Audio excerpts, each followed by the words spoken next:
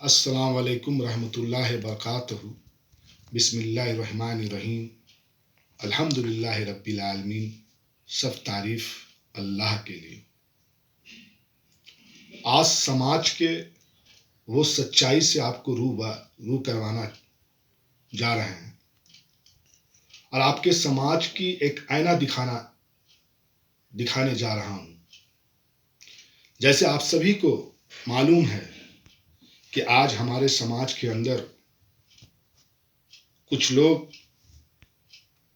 اگر وہ چھوٹے موٹے کام کرتے ہیں تو کچھ لوگ ان کو غلط نظریے سے دیکھتے ہیں اور لوگ سمجھتے ہیں کہ وہ کام چھوٹا کر رہا ہے، اور وہ اس کے ساتھ اس طرح کے کچھ لوگ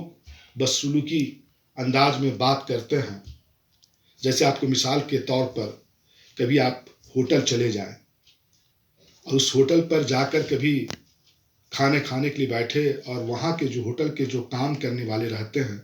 ان کے ساتھ جو بلانے کا طریقہ، جو انداز ہے کچھ لوگوں کا کہ ارے ابے ادھر آ، دکھتا نہیں ہے، اندھا ہو، مطلب اس کے کاموں سے لوگ اس کی کمزوریوں کو لوگ کمزور سمجھتے ہیں، بلکہ ان کو یہ بات کو معلوم نہیں ہے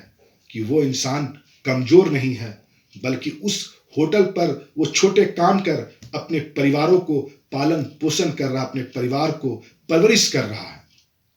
اور آج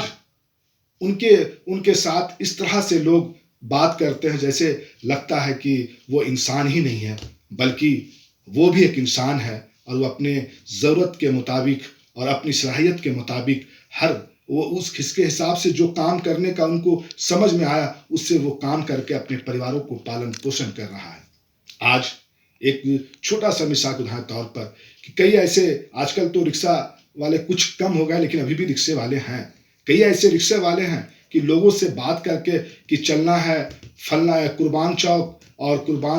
اور وہ رکشے والے کو اب بات کر لیا 30 روپے میں کہ ہم قربان چوک آئیں گے، اور کچھ لوگ قربان چوک سے جا کر کے اور وہ گرو نانک اسکول کے پاس اترتا ہے اور ان کو ان کی 30 کی جگہ میں 20 دیتا اور کہتا ہے بہت بھاڑا لے رہے ہیں،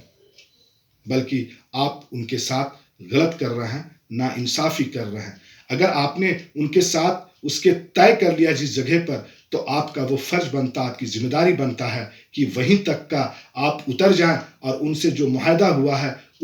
اس معاہدے کے مطابق ان کی رقم کو ادا کریں، بلکہ آپ اسے یہ نہیں سمجھیں کہ وہ رکشہ چلانے والا ہے، بلکہ نہیں، وہ ایک پریوار کو چلانے والا ہے۔ اس لیے آپ اپنی ذمہ داری کو اور اپنے